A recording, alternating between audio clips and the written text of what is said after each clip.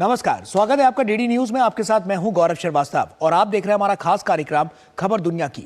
खबर दुनिया की में आज की कड़ी में बात होगी पाकिस्तान के अफगानिस्तान के ऊपर किए गए हमले की। इसके अलावा बात होगी तुर्की के राष्ट्रपति एर्दोगान द्वारा सीरिया में कुर्द लड़ाकों को दी गई धमकी की। साथ ही रहेगी तमाम अंतर्राष्ट्रीय खबरों पर नजर। तो चलिए शुरुआत करते हैं और सबसे पहले नजर डालते हैं हेडलाइंस पर। पाकिस्तान का अफगानिस्तान पर हवाई हमला, पक्तिका के आतंकी ठिकानों को निशाना बनाने का दावा। तालिबान का दावा 46 की मौत, मरने वालों में अधिकतर महिलाएं और बच्चे शामिल, कहा देंगे जवाब।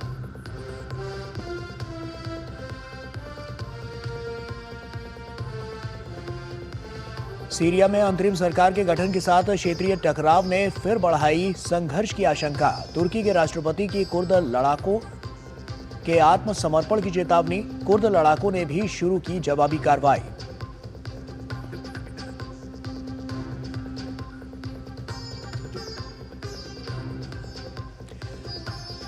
क्रिसमस के दिन भी जारी रहा रूस का यूक्रेन पर हमला। बिजली संयंत्रों पर ताबड़तोड़ मिसाइल हमला। जेलेंस्की ने हमले को बताया अमानवीय, कहा सर्दियों को हथियार बना रहे हैं पुतिन। कजाकिस्तान में आपातकाल लैंडिंग के दौरान हुआ बड़ा विमान हादसा। बाकू से रूस जा रहे विमान में 5 चालक दल सदस्य समेत कुल 62 यात्री थे सवार। 2 दर्जन से अधिक लोगों को जिंदा बचाया गया।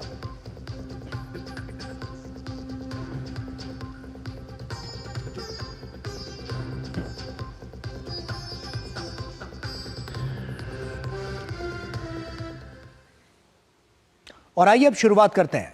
अफगानिस्तान के पूर्वी पक्तिका प्रांत में मंगलवार को पाकिस्तानी सेना द्वारा की गई बमबारी में कम से कम 46 लोग मारे गए, जिनमें से ज्यादातर बच्चे और महिलाएं शामिल हैं।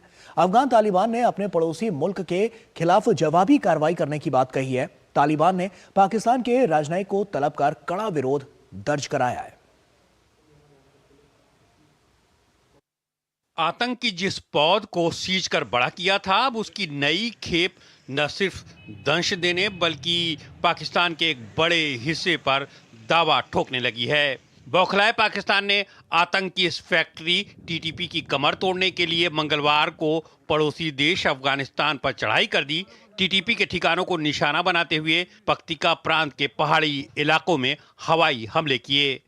पाकिस्तान ने 20 आतंकियों को ढेर करने का दावा किया है। पाकिस्तान ने इसे हाल ही में टीटीपी के हमलों में मारे गए 16 सैनिकों का बदला बताया है। हालांकि अब तक ये साफ नहीं हो पाया है कि विमान अफगानिस्तान के भीतर कितनी दूर तक गए और हमले किस तरह के थे। तालिबान प्रशासन ने इसे अफगानिस्तान की संप्रभुता और अखंडता पर हमला बताया है। तालिबान की तरफ से मरने वालों की संख्या 46 बताई गई है, जिसमें अधिकतर बच्चे और महिलाएं शामिल हैं। अफगानिस्तान ने पाकिस्तान को चेतावनी देते हुए कहा है कि इस तरह की मनमानी कार्रवाई किसी भी समस्या का समाधान नहीं है और इस कायरतापूर्ण कार्रवाई का जवाब जरूर दिया जाएगा। तालिबान का कहना है कि हमले में मारे गए लोग स्थानीय निवासी थे जो वजीरिस्तान से भागकर यहां शरण ले रखी थी। वजीरिस्तानी शरणार्थी वे लोग हैं जो पाकिस्तान के कबायली इलाके में चलाए जा रहे सैन्य अभियानों के चलते यहां चले आए हैं। इलाके में कई शरणार्थी शिविर भी मौजूद हैं, लेकिन पाकिस्तान का कहना है कि कई टीटीपी कमांडर और लड़ाके अफगानिस्तान भाग गए हैं। यहां तालिबान उनकी मदद कर रहा है और पाकिस्तान में हमले करा रहा है। पाकिस्तान का आरोप है कि तालिबान से इनके खिलाफ कई बार कार्रवाई करने की मांग की गई, लेकिन कोई ठोस कदम अब तक नहीं उठाए गए। हमला ऐसे वक्त में हुआ है जब पाकिस्तान का एक प्रतिनिधिमंडल अफगानिस्तान के अधिकारियों से बात करने गया था। प्रतिनिधिमंडल की काबुल यात्रा का उद्देश्य दोनों देशों के बीच राजनयिक वार्ता को फिर से शुरू करना था। बता दें कि तहरीके तालिबान पाकिस्तान के हमलों के कारण दोनों देशों के बीच गंभीर तनाव है। हालांकि दोनों पक्ष हाल ही में राजनयिक वार्ता फिर से शुरू करने पर सहमत हुए हैं, लेकिन पाकिस्तान के इस कदम से दोनों देशों के बीच टकराव किसी बड़े संघर्ष का रूप लेता दिखाई दे रहा है।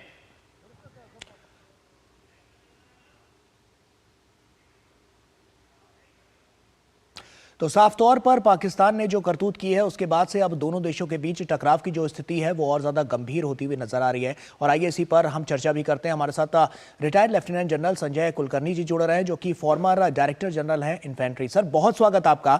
और उसी के साथ मेरा सबसे पहला सवाल यही है कि एक तरफ तो पाकिस्तान ने हमला किया, दूसरी तरफ अब अफगानिस्तान जवाबी कार्रवाई की बात कर रहा है। क्या नई जंग होने वाली है? गौरव, बहुत बहुत धन्यवाद।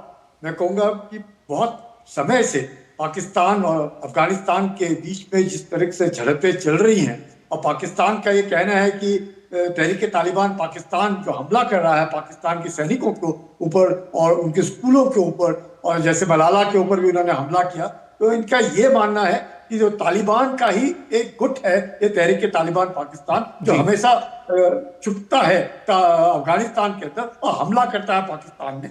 और पाकिस्तान के जो चीफ है उन्होंने कहा कि हम इस तरह के जो हमले होते हैं इनका बिल्कुल आतंक का खात्मा कर देंगे।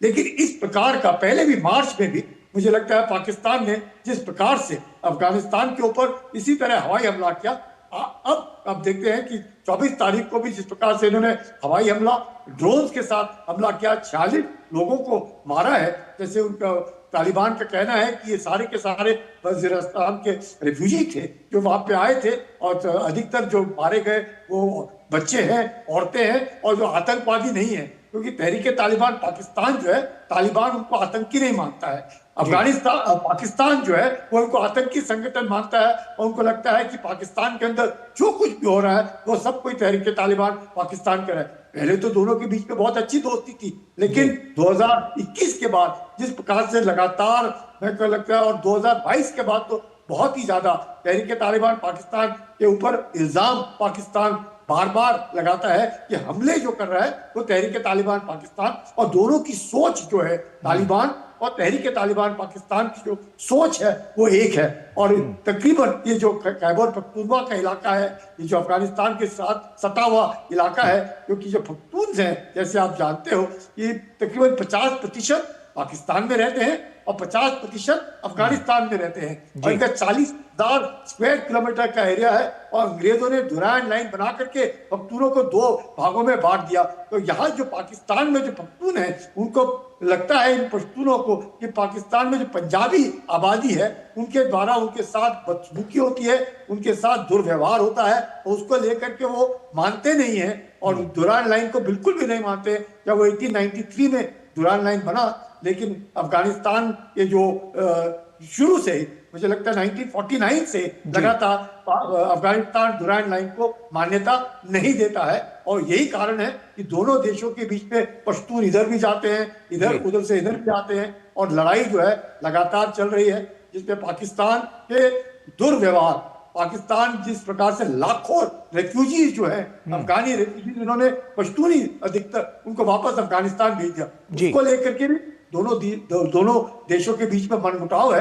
तो पाकिस्तान का जो रवैया है बहुत खराब, हमेशा ऐसे ही करते हैं। अपने उन्होंने प्रतिनिधियों भेजा सादिक को उधर बातचीत करने के लिए, हक्कानी के साथ उन्होंने बातचीत की, उनके जो अंकल थे जिनको मारा गया उसके बारे में उन्होंने शोक प्रकट किया, और पीछे बीच पिटाई क्या कहते हैं। ऐसे में सर, अगर मौजूदा स्थिति की जब हम बात करें तो ऐसे में दोनों देशों में कौन इस वक्त आज के मौजूदा हालात में ताकतवर नजर आ रहा है? किसके पास क्या कुछ है जिससे हम कह सकते हैं कि जो ये रणनीतियां आगे की बनती हुई नजर आ रही है और जो युद्ध की ओर जाते हुए ये दोनों देश नजर आ रहे हैं, वहां पर कौन जीत सकता है और किस तरह से इसका जो संदेश है वो वैश्विक स्तर पर बहुत ज्यादा प्रभाव डालेगा? गौरव, ये ऐसी जगह है जहां अगर पाकिस्तान ये सोचता है कि वो जीत जाएगा, जीत नहीं सकता है। ये बहुत साफ है कि वो जीत नहीं सकता है, चाहे पाकिस्तान के पास सब कुछ है, इतना ज्यादा है कि वो अफगानियों के पास, बेचारों के पास सिवाय पर्सनल वेपन्स के पास है ही क्या, उनके पास कुछ भी नहीं है। और जो कुछ भी अमेरिका छोड़ करके गया है उसमें से भी पाकिस्तान ने 1 साल के अंदर काफी कुछ ले लिया होगा और कुछ कम ही छोड़ा होगा। लेकिन अगर पर्सनल वेपन भी हम कहते हैं इनके पास है, तालिबान के पास या तहरीक तालिबान पाकिस्तान के पास, और अगर पाकिस्तान के पास एयरक्राफ्ट है, हथियार है, आर्टिलरी है, दुनिया भर का न्यूक्लियर है, सब कुछ है, पर जीत नहीं सकते वो, क्योंकि जो तकरीबन 400 लाख पश्तून है उनमें 50% होने के कारण पश्तून में भी 60 एक ट्राइब्स है, क्लैंस है अलग अलग, और वो सब मुसलमान हैं, सब सुन्नी है, इसमें भी कोई शक नहीं।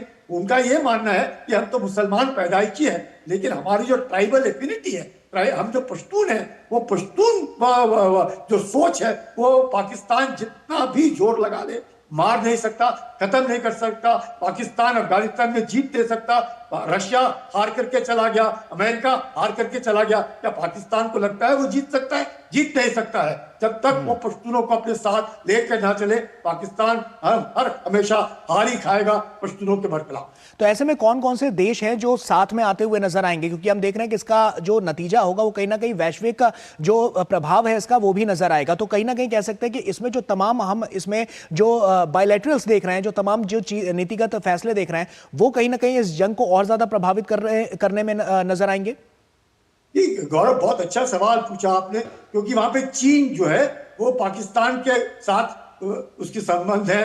पाकिस्तान बार बार बोलता है हिमालय से ऊंचा, शहद से भी मीठा, समुद्र से भी गहरा हमारा रिश्ता है, लेकिन चीन का धीरे धीरे प्रभाव अफगानिस्तान में बढ़ रहा है। वहां पर उनको लगता है कि कहीं ना कहीं पाकिस्तान के ऊपर चीन का भरोसा कम हो गया है, और जो मिनरल्स हैं, जो भी वहां पे खाद्य है, वो निकालने की कोशिश कर रहा है चीन वहां से। ऐसे ही इसमें मुझे नहीं लगता है कि कोई भी वहां पे जीत सकता है, और हम सब पूरा देश पूरा, मुझे लगता है सारे धीरे धीरे करके तालिबान जो है अपने आप को मजबूत कर रहा है। जबकि तालिबान जिस प्रकार से शरीयत के ऊपर लगा करके औरतों के बरखिलाफ जिस प्रकार से पाबंदियां लगा करके और औरतों के ऊपर बहुत ही सख्ताई कर रहे हैं, पूरा विश्व ह्यूमन राइट्स को लेकर के तालिबान के ऊपर जोर डालने की कोशिश कर रहा है, लेकिन ऐसे इस पे वो डिस्टेबलाइज कर सकता है। और आज का खासकर अब जबकि हम देखते हैं कि किस प्रकार से इजराइल के साथ हमास है, हिजबुल्लाह के साथ लड़ाई है,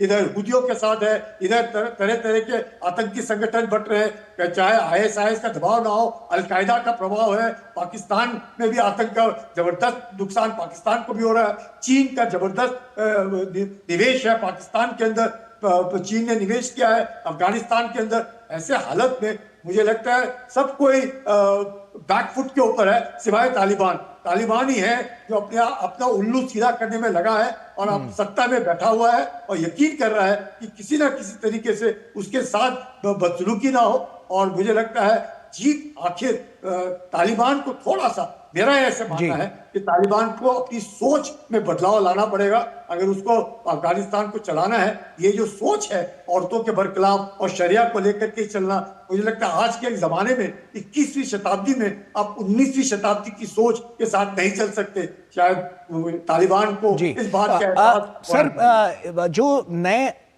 आईएसआई के जो चीफ हैं, क्या सीधे तौर पर उसका कनेक्शन इस घटना से भी देखा जा रहा है? बिल्कुल, देखिए आईएसआई जो है, हक्कानी नेटवर्क जो आईएसआई का था, हक्कानी नेटवर्क वो तो वही है, और उसी के कारण जो भी कार्रवाई हो रही है, पाकिस्तान को तो लग रहा था कि हक्कानी नेटवर्क है तो अफगानिस्तान जो है उसका एक एक्सटेंशन बन जाएगा और इसी के नीचे एक काम करेगा, तो वो तो हुआ नहीं। और आप हक्कानी नेटवर्क में भी दरार है, हक्कानी नेटवर्क कुछ नहीं कर पा रहा है। और लेकिन अफगानिस्तान के अंदर जो है, चाहे वो आईएसआईएस हो, उससे ज्यादा प्रभाव नहीं है। पश्तून जो है वो एक अलग उनकी एक पहचान है, और पश्तून किसी को अपने नजदीक नहीं आने देते। उनको अपने जो 60 एक ट्राइब्स है उनके ऊपर ही अपना, उनको लगता है पश्तून जो 400 लाख पश्तून है वो एक है, मुसलमान जरूर है, उनको आईएसआई से कोई लेना देना नहीं, किसी से कोई लेना देना नहीं। उनको अपने आप तालिबान यानी कि सुन्नी, और वो भी तालिबान और वो भी पश्तून, उनको पश्तूनिस्तान निश्चित तौर पर ये जो तमाम फैक्टर्स हैं ये आपकी बार बहुत अहम अपना रोल भी प्ले कर रहे हैं। और साफ तौर पर जिन बातों को, जिन बिंदुओं को आपने यहाँ पर रखा है दर्शकों के सामने, वो भी कई महत्वपूर्ण है, क्योंकि साफ तौर पर हम देख रहे हैं कि ये दोनों देश जो आपसी टकराव की तरफ आगे बढ़ रहे हैं, वो उसका नतीजा आने वाले समय में कहीं ना कहीं वैश्विक स्तर पर भी देखने को मिलेगा। संजय जी, आप बने रहिए हमारे साथ, क्योंकि वक्त यहाँ पर एक छोटे से ब्रेक का हो गया, और ब्रेक के बाद जब लौटेंगे तो दूसरी खबर से भी आपको रूबरू कराएंगे, जो कि सीरिया को लेकर है, और वहां पर क्या कुछ चल रहा है और इसके बाद क्या कुछ होने वाला है, इस पर भी चर्चा करेंगे, लेकिन एक छोटे से ब्रेक के बाद। आज सुनो, खाने में कोई स्वाद नहीं है। अरे किफायती लाल, सस्ते वाले दाल मसाले, स्वाद हुआ बेकार, एकदम बकवास। इधर कीमती लाल को देखो, खाना बना कमाल, MDH की हल्दी मिर्ची धनिया करे कमाल। ये रंग दे, ये खुशबू दे, ये तीखा, ये कम पड़े, समझे किफायती लाल, निराला MDH मसाला। जब धरती चीर कर निकलता है लोहे का पत्थर और मिलता है मोंगिया के जोश से, फिर तपता है, पिघलता है और बनता है फौलाद। अब होता है सरिया सारी खूबियों के साथ। मोंगिया स्टील, मजबूत देश का मजबूत सरिया।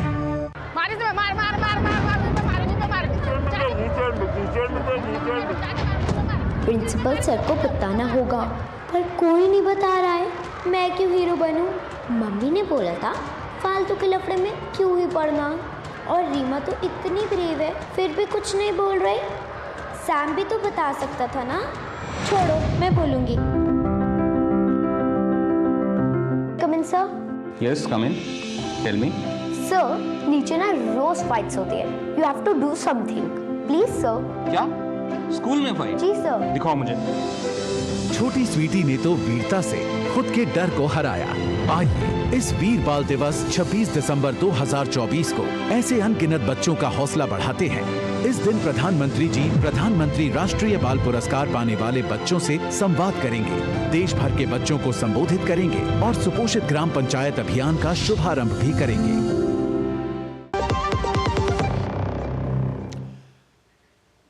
ब्रेक के बाद एक बार फिर से आप सभी का स्वागत है। सीरिया में असद सरकार के पतन के बाद अंतरिम सरकार का गठन जरूर हो गया, लेकिन नई जंग से इनकार नहीं किया जा सकता। दरअसल तुर्की के अधिक हस्तक्षेप ने इस आशंका को बल दे दिया है। राष्ट्रपति एर्दोआन ने कुर्द लड़ाकों को खुले तौर पर धमकी देते हुए अगर पीछे नहीं हटते तो उन पर हमले किए जाएंगे, ये कहा है, और अंजाम भी भयावह हो सकता है। सीरिया में असद सरकार के पतन के बाद अंतरिम सरकार ने कामकाज जरूर संभाल लिया है, लेकिन क्षेत्रीय शक्तियों के हितों का टकराव नए युद्ध की आशंका को काफी बढ़ा दिया है। इजराइल सीरिया के गोलान हाइट्स पर पहले ही कब्जा कर चुका है, तो वहीं पड़ोसी तुर्की का ध्यान उत्तरीय सीरिया पर टिका हुआ है। ये इलाका कुर्द समुदाय के कब्जे में है, जिसे तुर्की अपने लिए बड़ा खतरा मानता है। तुर्की के राष्ट्रपति ने कुर्द लड़ाकों को खुली धमकी देते हुए कहा है कि हथियार डालने वरना मिट्टी में मिला दिए जाएंगे। दरअसल सीरिया के पूर्वोत्तर में कुर्दों की अपनी स्वायत्त सरकार है, जिसे AANES कहा जाता है। कुर्दों से जुड़े संगठन PKK, Kurdistan workers party, militia group YPG और सीरियन डेमोक्रेटिक फोर्स हैं। ये संगठन सीरिया और तुर्की के कुछ इलाकों को मिलाकर अलग कुर्द देश की स्थापना करना चाहते हैं। इन इलाकों में कोबानी, कामिशली और रक्का जैसे शहर है। तुर्की PKK को आतंकी संगठन मानता है और ये यहाँ प्रतिबंधित है। असद सरकार के पतन के बाद उत्तरीय सीरिया के मनबीज और ताल रिफात इलाके को CNA ने कुर्दिश पीपुल्स प्रोटेक्शन यूनिट से अपने कब्जे में ले लिया था। तुर्की सीरिया से लगी अपनी सीमा पर 30 किलोमीटर का बफर जोन बनाना चाहता है। तुर्की के राष्ट्रपति एर्दोआन ने कहा है कि PKK को 6 से उखाड़ कर फेंकने के बाद ही दम लेंगे। एर्दोआन के इस ऐलान के बाद कुर्द बलों ने भी जवाबी कार्रवाई शुरू कर दी है। सीरिया में कुर्द और SDF की रणनीतिक भूमिका रही है। SDF अमेरिका का प्राथमिक सहयोगी और इस्लामिक स्टेट को क्षेत्र से खदेड़ने में बड़ा योगदान दिया है। बदले परिदृश्य में SDF तुर्की SNA STS के निशाने पर है, यानी आतंकवाद विरोधी मिशन से समझौता किया जा रहा है। IS के 40,000 से अधिक आतंकी SDF की जेलों में कैद हैं। इस बात की आशंका जताई जा रही है कि तुर्की द्वारा मौके का जो फायदा उठाने की कोशिश की जा रही है, कहीं उसका लाभ IS न ले ले। जबकि तुर्की लगातार कुर्द नेतृत्व वाले समूहों से हथियार डालने और संगठन को भंग करने की अपील कर रहा है। वहीं डेमोक्रेटिक फोर्सेस ने पिछले दिनों आश्वासन दिया था कि अगर उत्तर सीरिया में पूर्ण युद्ध विराम हो जाता है तो SDF का समर्थन करने वाले गैर सीरियाई कुर्द लड़ाके इस क्षेत्र को छोड़ देंगे। तो साफ तौर पर एक और जंग की आहट नजर आ रही है और आने वाले समय में इससे क्या इंपैक्ट पड़ता हुआ नजर आएगा, ये इसी पर चर्चा करते हैं। Retired lieutenant general Sanjay Kulkarni ji लगातार हमारे साथ जुड़े हुए हैं। संजय सर, मेरा सवाल आपसे यह है कि जिस तरह से अभी हम मौजूदा स्थिति को देख रहे हैं, ऐसे में आने वाला कल कैसा होने वाला है, क्योंकि साफ तौर पर कुर्द लड़ाकों को लेकर एक बड़ी बात निकलकर सामने आई है और उनको जिस तरह से ये बात कही गई है उससे आने वाले समय में या मौजूदा समय में हम कहें तो उससे कितनी बड़ा जो प्रभाव है वो आने वाले समय में देखने को मिलेगा। गौरव, मुझे लगता है कि ये सिविल वॉर की तरफ ही बढ़ता दिख रहा है, क्योंकि शुरू में तो सबने मिलकर के असाद को हटा दिया, असाद हट गए, लेकिन जो सीरियन डेमोक्रेटिक फोर्स है जिसको यूएस का बैकिंग है और सीरियन नेशनल आर्मी है जिसको तुर्क का बैकिंग था, इन्होंने सबने मिलकर के असाद को तो हटा दिया, चलो हट गए। अब उनको लगता है, तुर्कियों को ये लगता है कि ये जो एसडीएफ है जिसपे आप जैसे बता रहे थे कि केपीपी है, वाईपीएस है, ये आतंकी संगठन है और ये कुर्द के साथ मिले हुए हैं। ऐसे में अब मुश्किल ये हो रही है, एसडीएफ का बोलबाला है क्योंकि एसडीएफ ने एचटीएस के साथ, यानी जुलानी की जो आतंकी संगठन ही कह सकते थे, पर अब तो अमेरिका ने भी उनको आतंकी संगठन नहीं कहा है। अमेरिका के सपोर्ट से उन्होंने सीरिया में कब्जा कर रखा है। तो ऐसे इसमें एचटीएस का मानना है कि वो कुर्द को साथ में लेकर के चलेंगे, लेकिन कुर्द जो है उनका 4 देशों में प्रभाव है, जिसके 1,60,000 लोग तो सीरिया में है, लेकिन ईरान में भी है, तुर्की में भी है और सीरिया में, इसमें ईरान, इराक, सीरिया, इसमें ये सारे कुर्द रहते हैं। तो ऐसे हालात में तुर्क को लगता है कहीं ऐसे ना हो जाए कि कुर्द जो है, जिस प्रकार से उनको इराक के अंदर एक तरीके से ऑटोनमस एक बॉडी मिल रही थी, एक ऑर्गेनाइजेशन था, और ब्रिटेन ने जब छोड़ा तो उस वक्त ब्रिटेन ने उनको कहा कि हम आपको एक स्वतंत्रता भी देंगे। स्वतंत्रता तो मिली नहीं, लेकिन ये जो कुर्द की जो भावना है, तो जो उनका एक तरीके से दबदबा है, तकरीबन 40,000 स्क्वायर किलोमीटर का एरिया है जिसमें ये पूरा का पूरा अपना एक राज और देश चाहते हैं। लेकिन एचटीएस का ये कहना है, ऐसे में संजय सर, इनका जो सपोर्ट सिस्टम है वो क्या है? क्योंकि साफ तौर पर एक सपोर्टिव सिस्टम इसके पीछे काम कर रहा है, जिससे हम साफ तौर पर देख रहे हैं कि इस तरह की स्थितियां बनती जा रही हैं। तो ऐसे में इंटरनेशनल इंपैक्ट क्या नजर आ रहा है और आने वाले समय में इससे आपसी जो देश हैं उसके आसपास के, उन पर क्या प्रभाव पड़ेगा? गौरव, बहुत ही पेचीदा सवाल है क्योंकि अमेरिका ने इनको सपोर्ट दिया। अमेरिका के एसडीएफ के सपोर्ट से एचटीएस ने, जो जुलानी जिसके ऊपर $1 बिलियन लगाए थे, उन्होंने असाद को हटा दिया और ये सारा कुछ अमेरिका के द्वारा हुआ।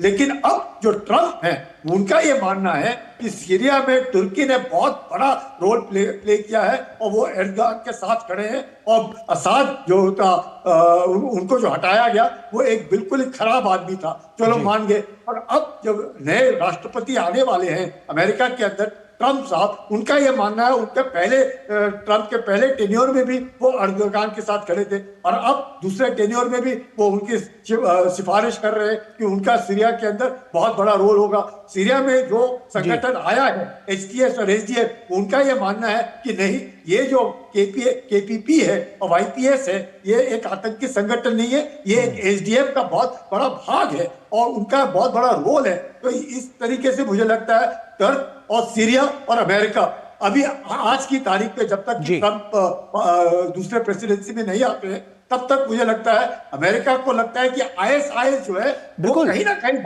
हावी हो रहा है, और उस आईएसआईएस के हावी होने के कारण, लेकिन जो गुलेर हैं, जो फॉरेन मिनिस्टर है टर्की के, वो कह रहे हैं ये तो आप ऐसे हवा में बात कर रहे हैं। निश्चित तौर पर सर, ये बहुत सारे फैक्टर्स हैं जो इस हम कह सकते हैं जो सपोर्टिव सिस्टम की तरह यहां पर काम करते हुए नजर आ रहे हैं, और यही कुछ है जो कहीं ना कहीं जो ये कुर्द लड़ाके हैं उनको सपोर्ट भी कर रहा है। आने वाले समय में इसमें क्या कुछ होगा, इस पर भी हमारी पैनी नजर होगी।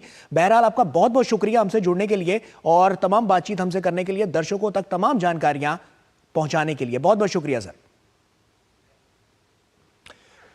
और चलिए अब जाते जाते आपको छोड़ जाते हैं प्रमुख अंतर्राष्ट्रीय खबरों के साथ। तो हमें और हमारी पूरी टीम को दीजिए इजाजत। आप बने रहिए डीडी न्यूज के साथ। नमस्कार। कजाकिस्तान के अक्ताऊ में बुधवार को अजरबैजान एयरलाइंस का यात्री विमान हादसे का शिकार हो गया। इस हादसे में 30 से अधिक लोगों के मारे जाने की खबर है। यह विमान रूस के चेचन्या में बाकू से ग्रिजानी जा रहा था, लेकिन खराब मौसम के कारण इसे अक्ताऊ में इमरजेंसी लैंडिंग करनी पड़ी। लैंडिंग के दौरान विमान हादसे का शिकार हो गया। विमान में 67 यात्री और 5 क्रू मेंबर सवार थे। हैती में एक सार्वजनिक अस्पताल को फिर से खोलने की घोषणा की ब्रीफिंग के दौरान हथियारबंद लोगों ने पत्रकारों, पुलिस और चिकित्सा कर्मचारियों पर गोलीबारी की, जिसमें कम से कम 3 लोगों की मौत हो गई। मरने वालों में 2 पत्रकार और 1 पुलिस अधिकारी शामिल है। युद्ध विराम के तमाम प्रयासों के बीच इजरायल की गाजा में कार्रवाई लगातार जारी है। इजरायली सेना का कहना है कि उसने गाजा शहर में हमास लड़ाकों पर हमला किया है, जिसमें 8 फिलिस्तीनियों को मार गिराया है और पट्टी में 2 सुरंगों को भी नष्ट कर दिया है। वहीं बीते 24 घंटों में इजरायली सेना ने गाजा में 23 फिलिस्तीनियों को मार गिराने का दावा किया है। रूस ने क्रिसमस के मौके पर यूक्रेन पर बड़े पैमाने पर हमला किया, जिसमें 70 से अधिक मिसाइल और 100 से अधिक ड्रोन का इस्तेमाल किया गया। इन हमलों में 6 लोग घायल हुए और 1 व्यक्ति की मौत हो गई। यूक्रेन के राष्ट्रपति व्लादिमीर जेलेंस्की ने इस हमले को अमानवीय करार दिया और आरोप लगाया कि राष्ट्रपति व्लादिमीर पुतिन ने जानबूझकर क्रिसमस के दिन को चुना ताकि यूक्रेन में तबाही मचाई जा सके। वहीं रूस ने यूक्रेन की ऊर्जा केंद्रों को निशाना बनाते हुए खार्किव और कीव समेत कई इलाकों में ब्लैकआउट कर दिया। मोजाम्बिक के सुप्रीम कोर्ट द्वारा सत्तारूढ़ फ्रीलिमो पार्टी से राष्ट्रपति पद के उम्मीदवार डैनियल चैपो को 9 अक्टूबर को हुए विवादित चुनावों का विजेता घोषित किए जाने पर वहां हिंसा भड़क गई, जिसमें पुलिस के 2 अधिकारियों सहित कम से कम 21 लोग मारे गए। मोजाम्बिक के गृह मंत्री पास्कोल रोंडा ने बताया कि अदालत की घोषणा के बाद हिंसा और लूटपाट शुरू हो गई।